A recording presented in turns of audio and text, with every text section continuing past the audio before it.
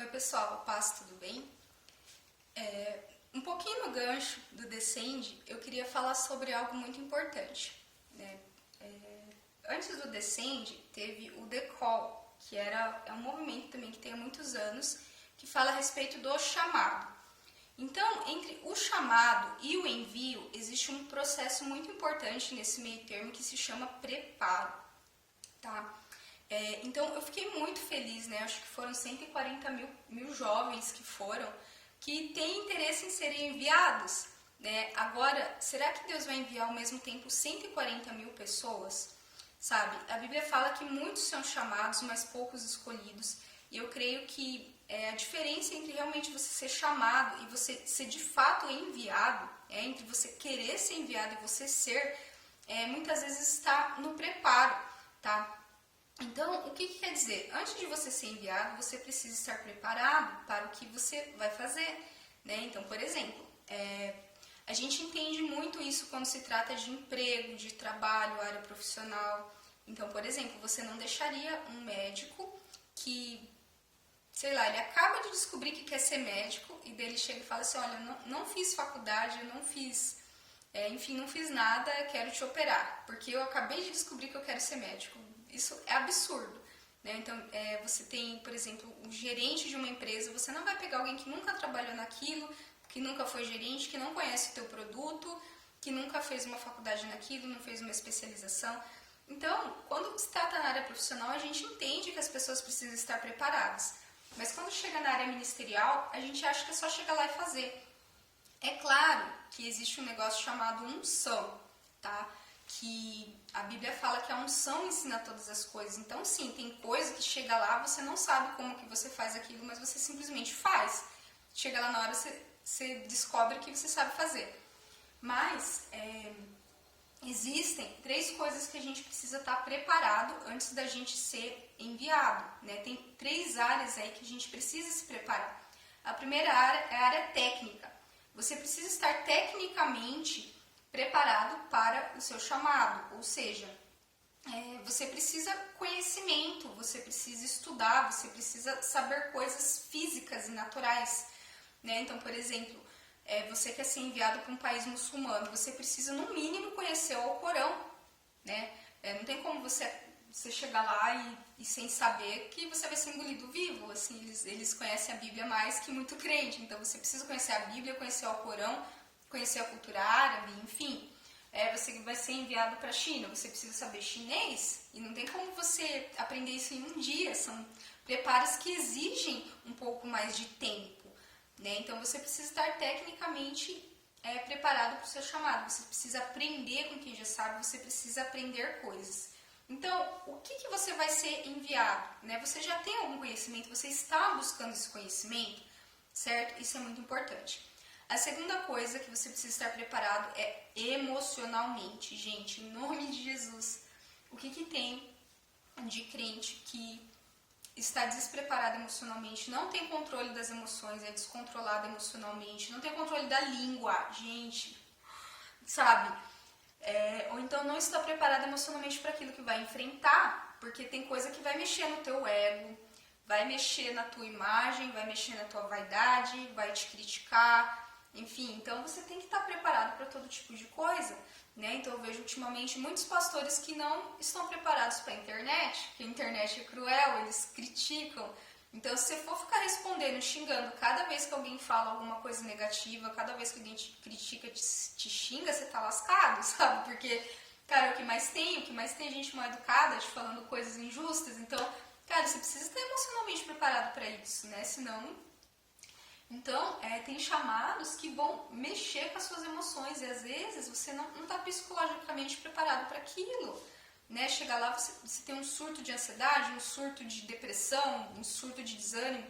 Então, tem muita coisa, tem muito chamado, tem lugares assim que você vai estar que vai virar o teu emocional de cabeça para baixo, sabe? Então, imagina um pastor que lida com muitas pessoas, que lida com todo tipo de problema.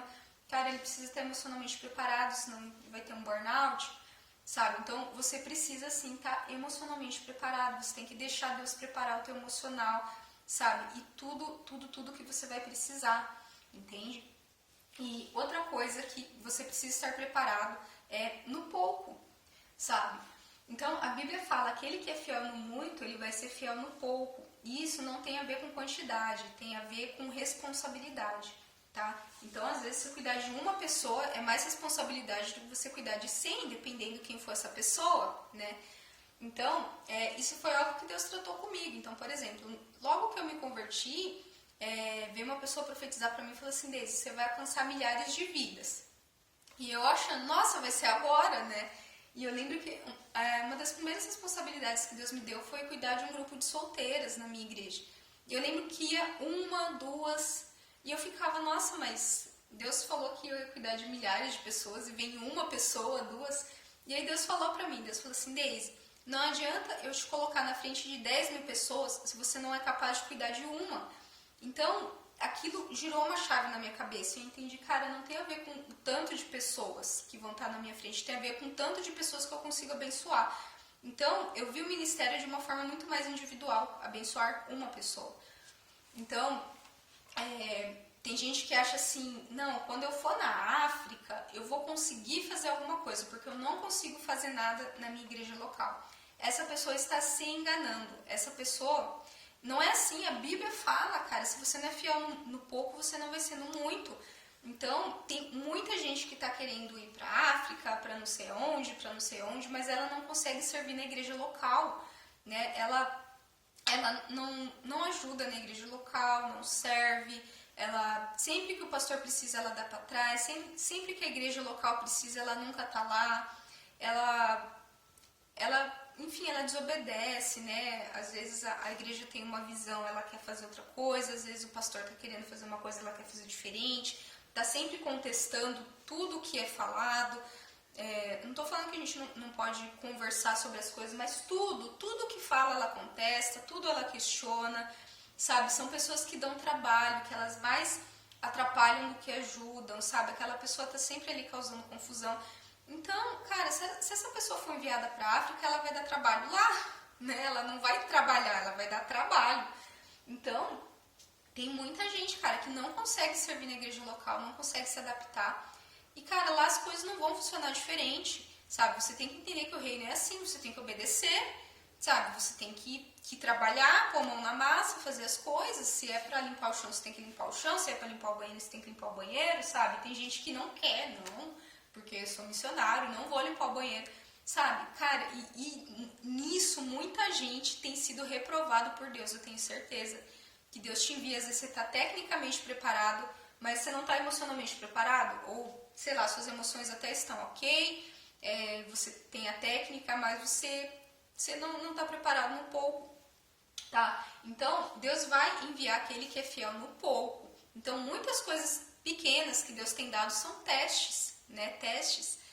Como que você obedece o seu pastor? Se você obedece o seu pastor, se você é fiel a ele, se você ajuda a ele de fato, se você for enviado para um pastor lá na África, você vai ajudar ele também.